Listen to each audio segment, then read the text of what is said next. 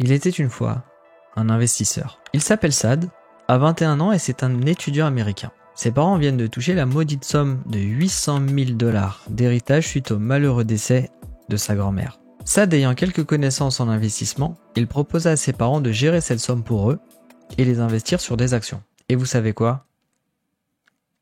Ils ont accepté. Saad commença ses recherches pour se créer une stratégie d'investissement. Internet, forums spécialisés, discussions avec des professionnels, groupe Telegram. Bref, après des semaines et des semaines de recherche, il décida enfin d'investir sur l'action Intel.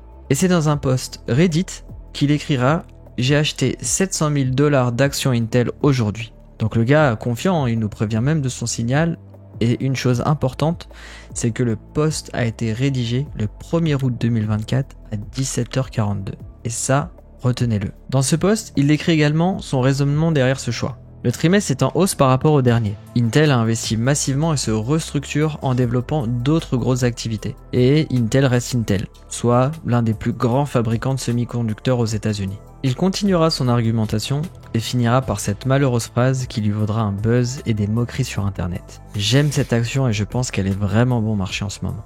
Malheureusement, quelques heures plus tard, les résultats d'Intel étaient attendus. Spoiler alert, ils étaient dégueulasses. Le chiffre d'affaires et le bénéfice d'Intel étaient attendus en hausse par rapport aux précédents résultats, sauf que surprise, l'entreprise a annoncé des pertes énormes sur le trimestre de plusieurs centaines de millions de dollars. Inutile de vous dire que le prix a pris un biais en direction de la chute. C'est moins 30% en quelques heures. L'action est passée de 30 $ à quasiment 20, soit le plus bas historique depuis 2012. Mais revenons sur le malheureux Saad, sans jeu de mots bien évidemment en anglais. Il nous donnera des nouvelles et postera, même avec un peu d'humour, « Ok, j'ai définitivement choisi le mauvais jour pour acheter », avec un screenshot de son compte affichant les moins 200 000 $. L'histoire est triste, mais Saad va bien. Il a annoncé qu'il laissera les actions 10-20 ans sans les toucher, en espérant qu'elles reviennent à leur plus haut. Il redoute juste de l'annoncer à ses parents. 3 choses à retenir de cette histoire. Parce que oui, toutes les bonnes choses ont une fin, mais toutes les mauvaises ont une leçon. La leçon la plus importante dans l'investissement long terme, c'est de diversifier son portefeuille. Je pense que c'est la plus grosse erreur de Saad. On ne met pas tous ses œufs dans le même panier, on investit dans différentes entreprises qui sont elles-mêmes dans différents secteurs. Ça paraît évident, pourtant beaucoup ne le font pas. La deuxième leçon, c'est qu'il a essayé de rattraper le couteau qui tombe. Et on n'investit pas dans une action quand elle est en chute libre, comme Intel depuis plusieurs mois. Investissement ou trading, c'est pareil, je le dis suffisamment en live. On n'achète pas un produit dont le prix chute. C'est une règle qui peut vous épargner quelques sous.